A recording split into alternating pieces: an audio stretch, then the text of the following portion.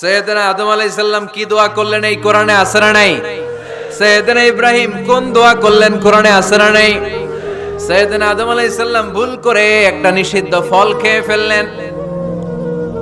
যখন উপলব্ধি করলেন চোখের পানি ছেড়ে কান্না জুড়ে দিলেন আর দোয়া করতে আরম্ভ করলেন। পড়েন, রব্বানা যালামনা আনফুসানা ওয়া ইল্লাম তাগফির লানা ওয়া তারহামনা লানাকুনান্না মিনাল খাসিরিন। ও আমাদের রব, যালামনা আনফুসানা, নফসের উপর জুলুম করেছি, অন্যায় করেছি, অপরাধ করেছি। তুমি যদি ক্ষমা না করো আমরা শেষ হয়ে যাব, আমরা ক্ষতিগ্রস্তদের মধ্যে শামিল হয়ে যাব।